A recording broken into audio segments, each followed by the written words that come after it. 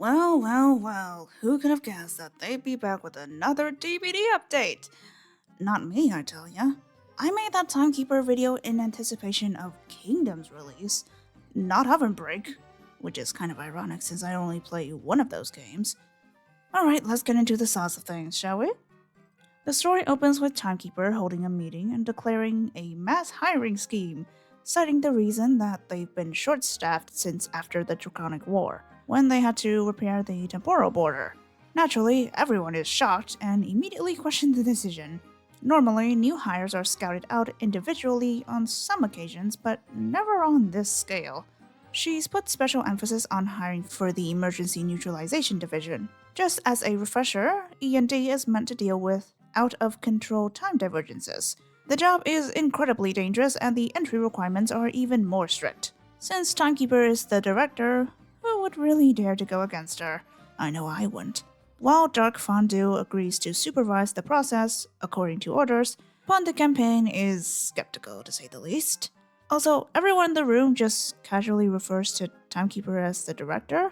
I thought that was supposed to be a secret, but since it's just the heads of the divisions in the meeting, I guess it's fine. So, as per Timekeeper's orders, each division head leads to scout out potential employees for their respective departments. We're very quick to be reminded that the TBD's existence is confidential. While employees are free to live a life outside the organization, they are not allowed to speak of it. If potential employees refuse to join, the timeline in which they have been approached is trimmed. The conversation with Curator Emmett O'Cheese is especially hilarious. It's funny because I can't tell between them and Schneeball who has the bigger ego when it comes to their collection. Oh, Schneeball certainly gives off gremlin energy, or she's just a menace. Convince me otherwise. String Gummy got nervous and thought really hard about approaching a potential hire, only for them to be extremely enthusiastic. Like, they just agree. No, how much does the job pay? How's the working condition? They're just willing to work, no matter what. Anyways, Dark Fondue then got the group of new recruits to watch a basic training video, and after that, she showed them around the various divisions. And holy Timekeeper, look at this lobby! If y'all remember TBD from 5 years ago, that felt like a small train station. But this? My jaw dropped when I saw this, alright? I cannot explain to you the sheer awe moment I experienced when I saw this. The new recruits are first brought to the TRD, the Time Registry Division, in which we got some of the most devious teas from Dev Sisters. Basically, they're tasked with figuring out which events are considered time divergences, what could be considered timeline altering, and oh boy, the theories that are brought up. What do you mean if Lungan Dragon never awoken? What do you mean if Seafarer's tears weren't corrupted and Octopus Cookie never became Abyss Monarch? What do you mean what would happen to Wander Crab? That and among other things. Also, Timekeeper's here, yippee!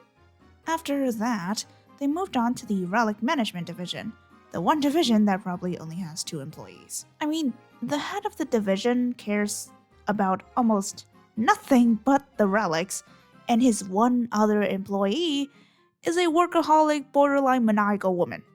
And I love them both for that. They very casually decides to take the new hires on a time craft for hands-on experience. Yep, traveling through time as demonstration for a bunch of newbies sounds perfectly safe. I agree with Dark Fondue here, this is definitely violating some safety code of conduct.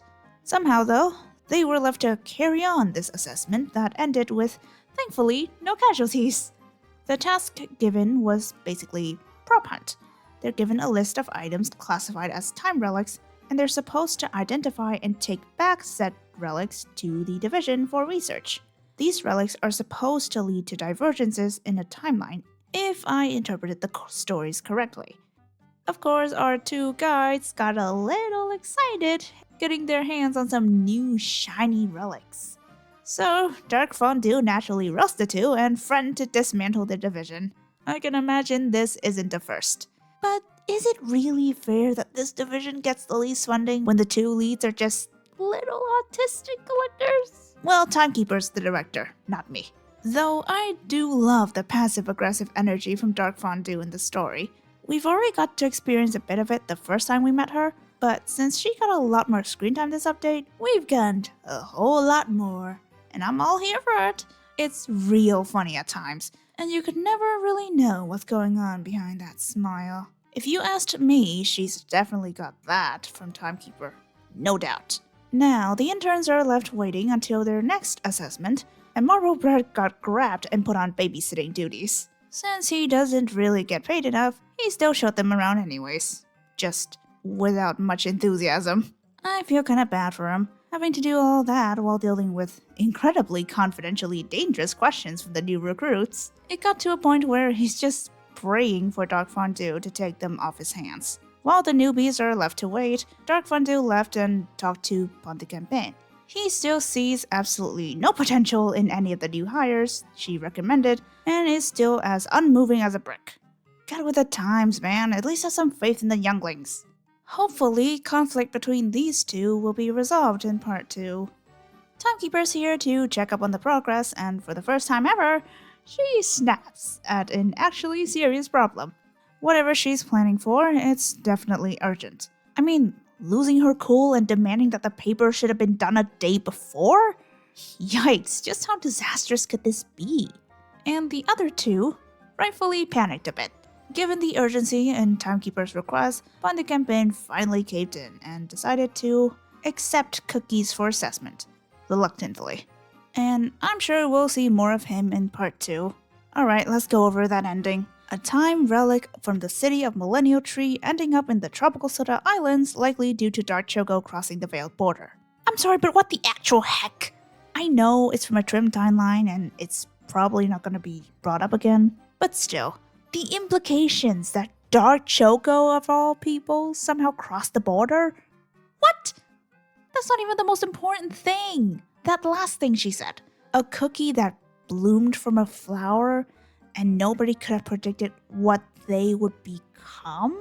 You probably had the same reaction like I did. Like, excuse me? What does she even mean by this? Immediately, my brain jumped to 2 possibilities. If we consider Oven Break, then it could be Dragon Eye. They hatch from a seed, and flowers come from seeds. Currently, Dragon Eye is relatively harmless, like a flower. And given their role as Longan Dragon's key to revival, that would certainly make them an unexpected factor. However, the biggest counterpoint is the way Dragon Eye's story is set up, they'd be more likely to stand with cookies when the time comes. Another possibility is Pond Dino. I mean, flower dino cookie hybrid? But yeah, this one's definitely a stretch. Timekeeper could be referring to a cookie we haven't seen yet.